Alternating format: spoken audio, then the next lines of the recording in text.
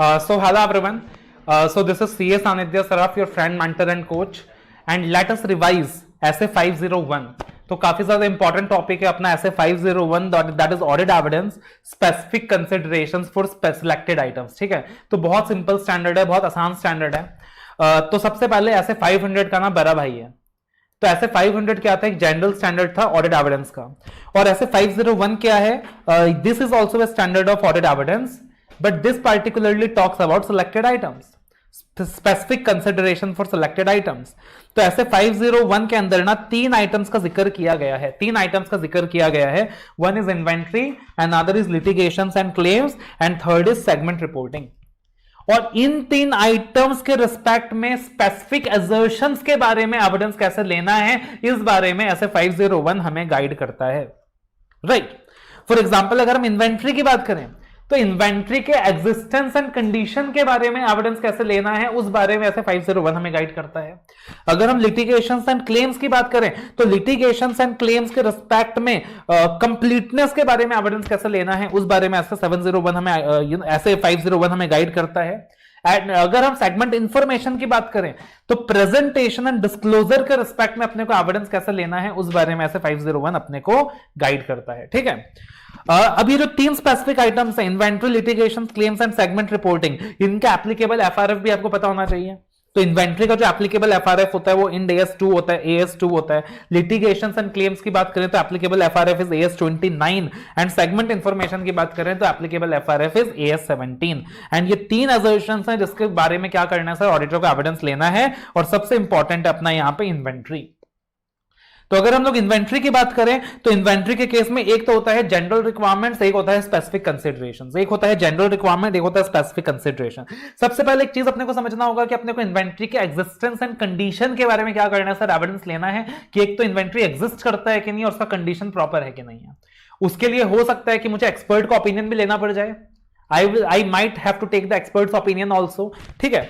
अब एक चीज अपने को समझना होगा कि यार इन्वेंट्री को फिजिकली वेरीफाई करना, अब अगर मुझे क्या करना है सर, एग्जिस्टेंस इंश्योर करना है तो मुझे फिजिकल वेरिफिकेशन इन्वेंट्री का करना होगा.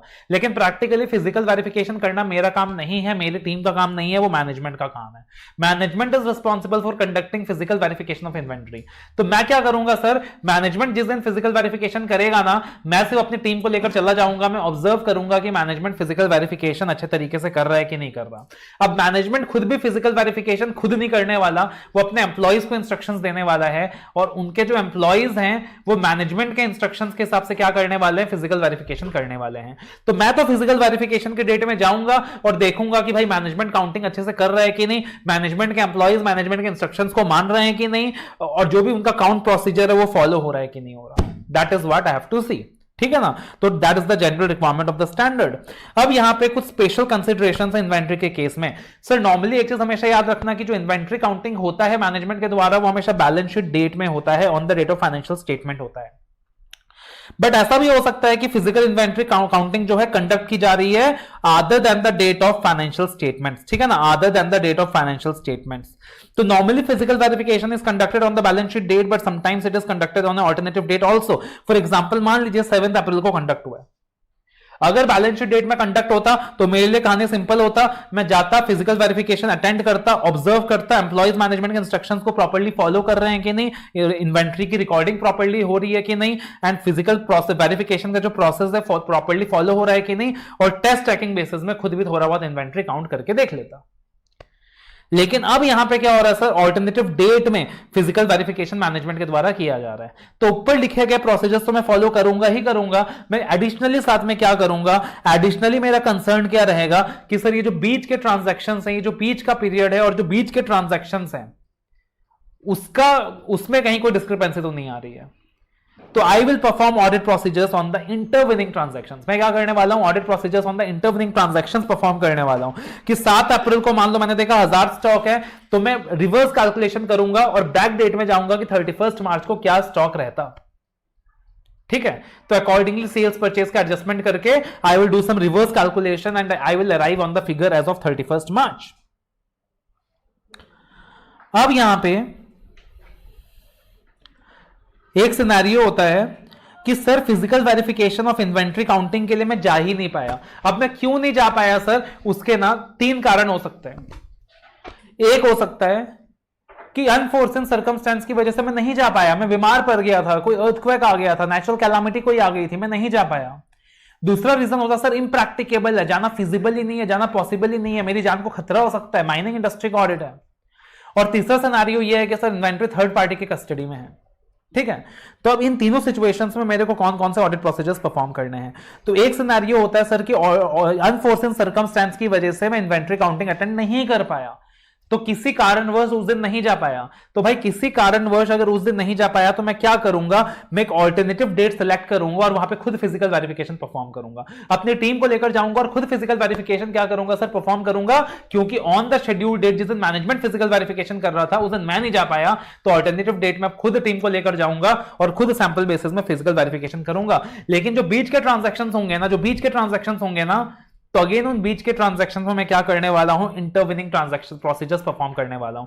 I perform audit procedures on the intervening transactions, कि वो जो डिफरेंसेस अराइज हो रहा है, आपने उसका काउंटिंग, आपने उसका रिकंसिलेशन प्रॉपर्ली किया है कि नहीं, बुक्स के साथ फिगर मैच हो रही है कि नहीं, cut off procedures properly follow हो रहा है कि नहीं, एंड अपन WR ले लेंगे मैनेजमेंट से। एक होता है सर कि फिजिकल इन्वेंट्री काउंटिंग इम्प्रैक्टिकेबल है, जाना पॉसिबल ही नहीं है।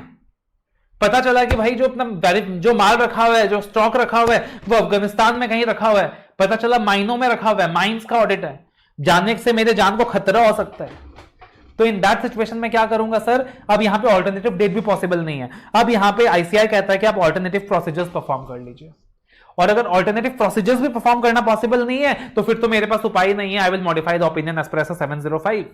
लेकिन एक चीज अपने को ध्यान यहां पे रखना है कि ऐसे 200 कहता है that general inconvenience is not impracticability.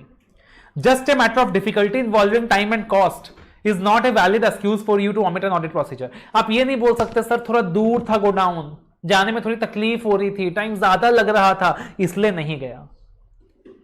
Impracticable है, आपके लिए पॉसिबल नहीं है, आप ऑल्टरनेटिव प्रोसीजर्स फॉलो कीजिए। ऑल्टरनेटिव प्रोसीजर्स आप फॉलो नहीं कर पा रहे हो सर, रिपोर्ट को मॉडिफाई कीजिए।